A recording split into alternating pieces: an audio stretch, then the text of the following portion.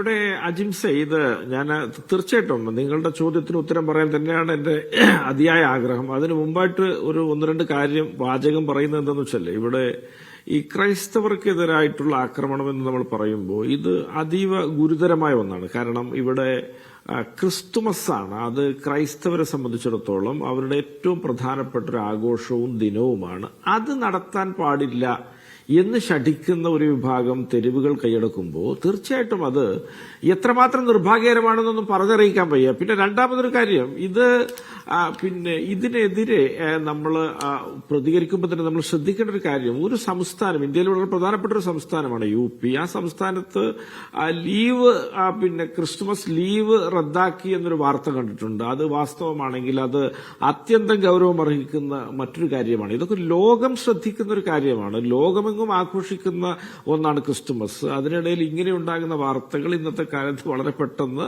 എവിടെയും എത്തപ്പെടും. അത് നമ്മുടെ ഒരു പരിവേഷത്തിനും യശസ്സിനും ഒക്കെ കളങ്കമാണ് എന്ന് ബന്ധപ്പെട്ട ആളുകളൊക്കെ മനസ്സിലാക്കുന്നത് നന്നാണ്. പിന്നെ രണ്ടാമതൊരു കാര്യം, ഇപ്പൊ ക്രിസ്ത്യൻ ബിഷപ്പുമാരൊക്കെ ഇവിടെ ചെന്ന് കാണുന്നതിനെ കുറിച്ചും സൽക്കാരം സ്വീകരിക്കുന്നതിനെ കുറിച്ചും ഒക്കെ വ്യത്യസ്ത അഭിപ്രായങ്ങൾ കേൾക്കാനിടയായി. അതിൽ എനിക്ക് ഒന്നാമതായിട്ട് ഒന്ന് പറയാനുള്ളത്, ഈ ബിഷപ്പുമാരുടെ കാര്യം പൂർത്തിയാക്കുന്നതിന് മുമ്പ് പറയാനുള്ളത്, ഈ കാസ പോലുള്ള സംഘടനകളൊക്കെ ഉണ്ട്. അപ്പൊ അതിനകത്ത് BJPക്കാരായിട്ടുള്ള ആളുകളുണ്ടെങ്കിൽ അവരോടല്ല ഞാൻ പറയുന്നത്. ഏതെങ്കിലുമൊക്കെ സത്യക്രിസ്ത്യാനികൾ അതിനകത്ത് അകപ്പെട്ടു പോയിട്ടുണ്ടെങ്കിൽ അവരോടായിട്ട് എനിക്ക് പറയാനുള്ളത്, ഈ BJP അല്ലെങ്കിൽ ഈ 2014 ശേഷമുള്ള ഭരണകൂടം പ്രതിനിധാനം ചെയ്യുന്നത് ഒരു വംശീയ രാഷ്ട്രീയമാണ്.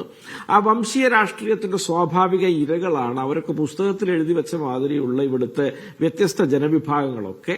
അപ്പൊ അത്തരം ദിശയിലുള്ള ആക്രമണങ്ങളെയൊന്നും ഒരു കാരണം കൊണ്ടും ചെറുക്കാൻ കഴിയില്ല. നിങ്ങൾ ഇവിടെ എന്ത് പാദസേവയോ അല്ലെങ്കിൽ എന്ത് സഹായമോ ഒക്കെ നടത്തിയാലും മറ്റൊരു വശത്ത് അവർക്കത് ബാധകമല്ല, അവരത് തുടർന്നുകൊണ്ടേയിരിക്കും. അതുകൊണ്ട് ഇതാണ് ഈ വംശീയ രാഷ്ട്രീയത്തെ എതിർക്കാൻ മുഴുവൻ വിശ്വാസികളൊക്കെ മുന്നോട്ട് വരേണ്ടതുണ്ട്. ജനാധിപത്യ ബോധമുള്ള മനുഷ്യർ മുന്നോട്ട് വരേണ്ടതുണ്ട്. മതേതരത്വത്തിൽ വിശ്വസിക്കുന്ന ആളുകൾ മുന്നോട്ട് വരേണ്ടതുണ്ട്. എന്റെ അഭിപ്രായത്തിൽ BJP പാർട്ടിയിൽ 2014 മുമ്പുള്ള കാലത്തൊക്കെ സജീവമായിരുന്ന ഒരുപാട് ആളുകൾക്കൊക്കെ ഈ രാഷ്ട്രീയം മോശമാണെന്ന അഭിപ്രായമുണ്ട്. അപ്പൊ അത്തരത്തിലൊക്കെയുള്ള അഭിപ്രായത്തിന്റെ ഭാഗമായിട്ട് ആളുകൾ വരേണ്ടതുണ്ട്.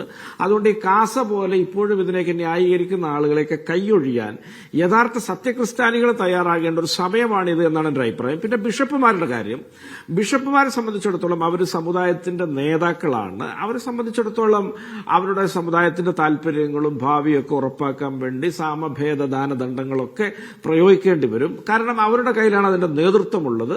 കാലത്തിന്റെ വെല്ലുവിളികളെ അവർ അവരുടേതായ രീതിയിൽ നേരിടുന്നു എന്ന് മാത്രമേ ഞാൻ അതിനെ കാണുന്നുള്ളൂ. അല്ലാതെ ബിഷപ്പുമാരെ കുറ്റം പറയാൻ ഞാനിവിടെ തയ്യാറാകുന്നില്ല. എന്ന് മാത്രമല്ല, വോട്ടിന്റെ കാര്യത്തിൽ നിങ്ങൾ ഈ പറഞ്ഞ കാര്യങ്ങളൊന്നും പ്രതിഫലിക്കുകയില്ല എന്ന് അടിവരയിട്ട് എഴുതി വെച്ചോളൂ അജിംസെ. ഇവിടെ മലബാർ മാത്രമല്ല UDFനെ പിന്തുണച്ചത്. അതിൽ എറണാകുളമുണ്ട്, കോട്ടയമുണ്ട്, പത്തനംതിട്ടയുണ്ട്, ഇടുക്കിയുണ്ട്.